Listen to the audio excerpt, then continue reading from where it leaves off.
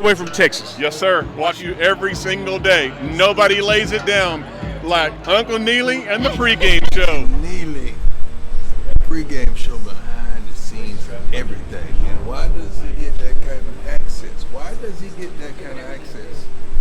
Because trust is involved. You would never get the kind of access you desire unless there's trust and relationship. Trying to put you up on game. So you've been nursing that back injury. We've heard that you're feeling better. How are you feeling? How are you throwing the ball? How's it going? No, I feel great. I feel like kind of like how I felt at the beginning of last season. I feel stronger. I'm healed. I'm rested up. I trained a lot this off season. Just working. I feel real good. I feel real comfortable. I feel like I'm getting bigger a little bit. Definitely the lower half. I just feel stronger overall. David, I'm with the Athletic. Shedeur, when you look back at your first season in Colorado, what are the things that you looked at that you want to apply to this season that you feel like you learned in your first season here? Really, don't take sacks. Main thing.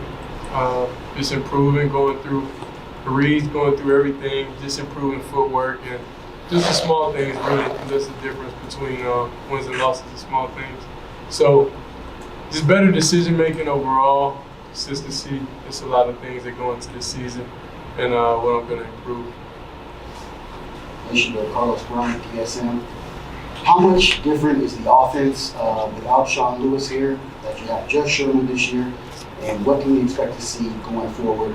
More or less Trav on the field? I know Trav's a dog, so he's definitely going to be on the field regardless. The offense is going to be explosive. We're going to have a lot of great receivers. We got a great tight end. And the main thing that we got to give credit to is the O-line. That's the main improvement, I'll say. This year, I feel like everybody really understands that we're all trying to get to the next level and we're all trying to win. So that's the main thing. You got to have a lot of like-minded people around. And not delusional people. You gotta have people that actually know what it's gonna take to be able to even have a chance to play at the next level or even have a chance to win a lot of games that we're gonna win this year. Shedeur, Matt Smith, you just talked about not taking sacks. Just to follow up to that, when you look back on it, how much do you feel is a quarterback's responsibility and how much do you feel is maybe a line's responsibility versus maybe a receiver ran the wrong route? How much of that were you trying to juggle last season? Oh, well, me personally, I don't put blame. I don't put a blame on players or anything like that. I don't. Because everybody's out there trying their hardest. I am also. So I would never knock somebody for what they're doing, even though I know they're trying their hardest because they're out there with me. A lot of those times, I always try to figure out what could I have done better. What should I have done? It looks very easy on TV and it looks easy like from the screen, but when you're out there, and it's just an overall different feel because you understand you got to make plays at the end of the day. So that's the pros and the cons to having a player that likes to make plays, and understanding my skill set, understanding what fits me as a quarterback, what makes me different, what makes me special, is really extending plays. We just heard Coach talk about how if you went out this year, you'd have been QB2 off the board. Do you enter this season with more motivation, or is it about the same, or because you can maybe see the light at the end of your college career tunnel, does it drive you even more to go be the number one overall pick? Nah, I've been seeing the light since day one, since I've been in college overall. Since when I got to the platform, and I came from a private school, so at the end of the day, I dealt with a lot of negativity, a lot of hate, a lot of everything I done dealt with already year after year. I came from a small private school. All the other kids was going big, Power 5, and they went to big 6A, Texas 6A schools and stuff.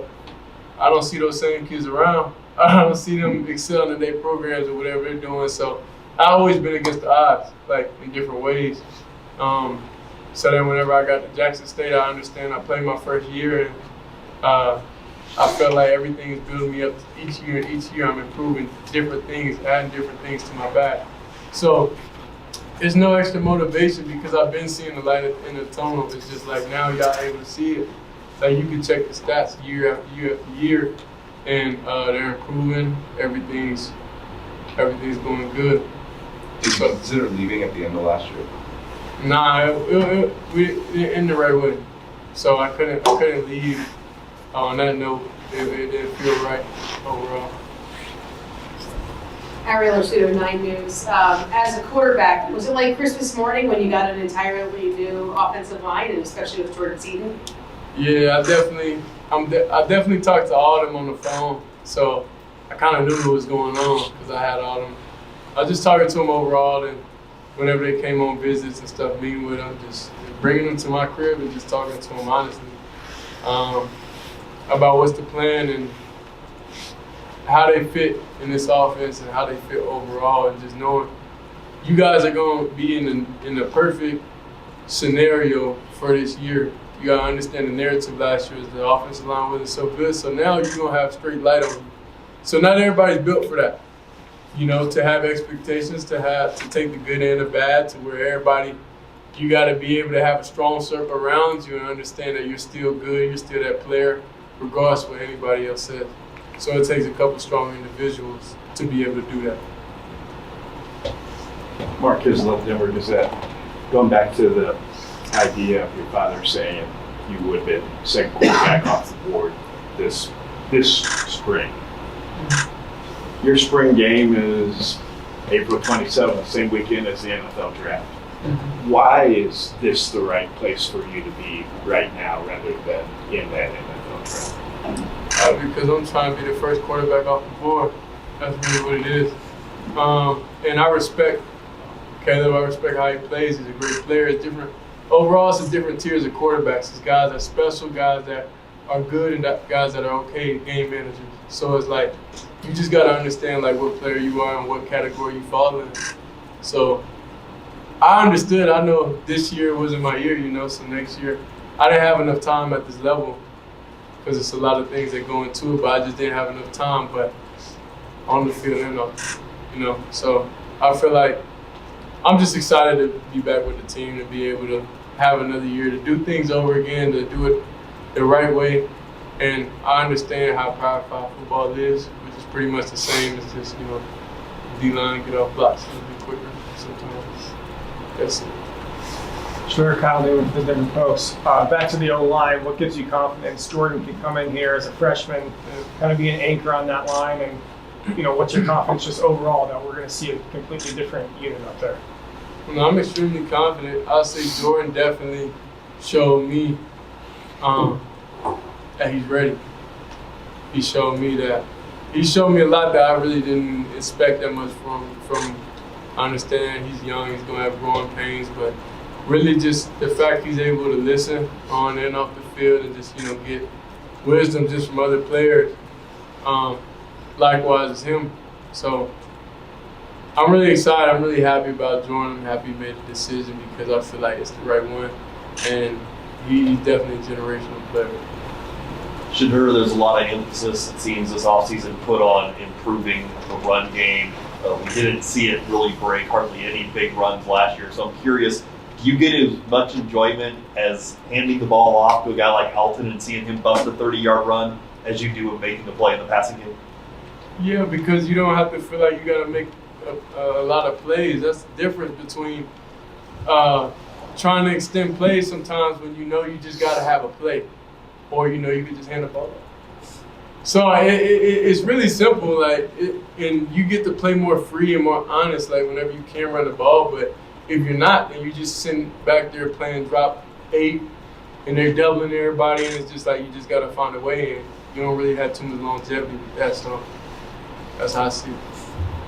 Shedeur, Pac-Ram Associated Press. Sorry to harp on this, but when you hear the words fracture and back as a quarterback, it's kind of a scary deal. I guess, can you just take us through, what did you have to go through to get back to this point? And are you back to full capacity? Are you back and everything? How did that go, and how scary was it? So like now I'm back to full 110%. I'm excited about everything, but going through that process, it wasn't good. It's just like, I was out there at the Utah game just watching like, dang, I know I want to be out there But as soon as I took a step to jog or run, it's just like the back pain hurt extremely. It was something I never experienced before, and it was something like when you really want to do something but you can't. So it's like the feeling that, you know, probably coaches get whenever they want to be back out there playing, but they can't. So it really hurts a lot, mentally and physically. So the whole December I was able to just rest and just recover. So it took a long time for me to get back 100%.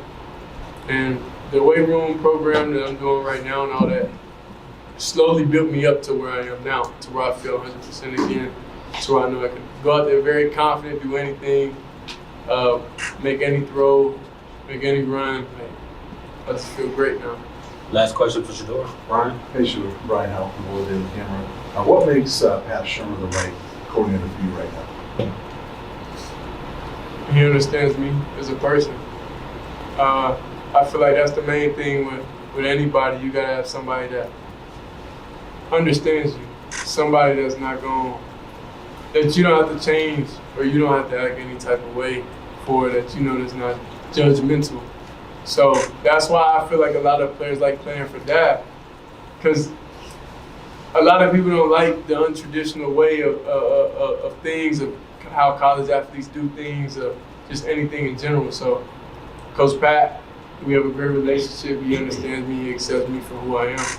And I feel like that's the most important thing we have in the quarterback offensive coordinator relationship. I'm just curious, did you read your dad's book, or do you plan to? No, I plan to. I didn't read his book yet, but everything he probably wrote in the book, he already instilled in me. So yeah, so all the speeches he say, I already kind of like get the gist of what he's saying, because I've been with him all the time, so I understand. And now at the point in life, he explains a lot to me, that things that I'm questionable about, things that I don't know. I'm just not out there just doing anything for no reason. Like, it's always reasons, it's always a plan. We just make living life and playing football fun. We don't want it to be strictly just straight hard work 99, 100% of the time. Like, that's not, you're gonna burn out doing that. You gotta at least be able to enjoy the process.